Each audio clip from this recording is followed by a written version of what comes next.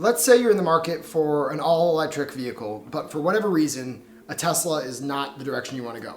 Whether it's their build quality or just their general user interface, there's a few reasons not to love Tesla. Don't get me wrong, I own 4 of them, I love my Teslas. But there's gotta be something more. There's gotta be more EVs in the market, and finally, I feel like auto manufacturers are starting to deliver.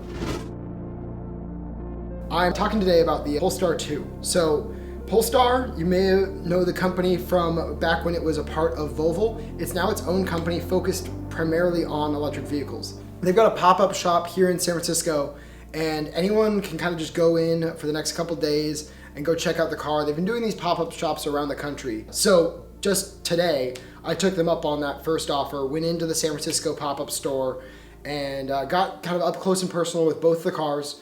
Again, my interest is really in all electric vehicles.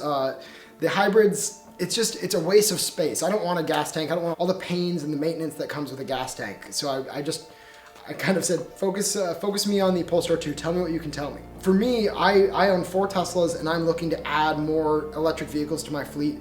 Different things to test out for you guys here on the channel, different things to rent out to the people that rent out my cars on Turo. With a 230-mile range, 0 to 60 in the mid 4 seconds. You know, there's not a lot of just like brutal excitement about this car, but I think it's a really overlooked car. Getting in the car, it feels like a mid-range, like luxury car. It feels nice. This feels like finally someone is trying to copy the Tesla formula. Someone's finally making progress from the traditional, OEM like Volvo. A lot of the parts were from Volvo.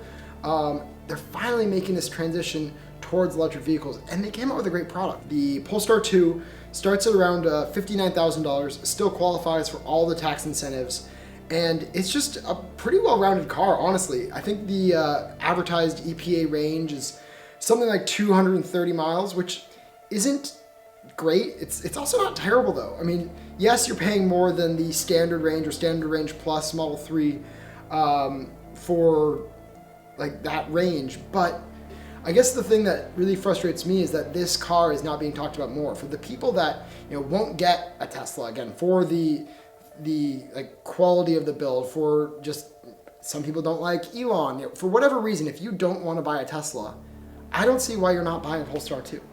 And so really I'm just making this video to address that question. If you are in the market for an electric vehicle, you're not getting a Tesla for whatever reason. Again, I have 4 of them. I love them. They are my favorite cars on the market. But if you're not getting a Tesla, why is it that you would not get a Polestar 2?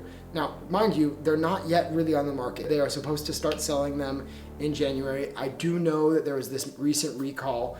But beyond that, if Polestar can deliver on the promise of the vehicle that I drove today, I am so excited about it. It is a quieter, more luxurious car. It's got Android Auto. It's going to have Apple CarPlay. In my opinion, if you're buying a Polestar over a Tesla, you're probably buying it for the higher quality build, the really quiet cabin, and it's a fun car to drive. But I'll leave that question up to you. Why do you think Polestar has been overlooked as a predominant EV brand? Let us know in the comments below. See you soon.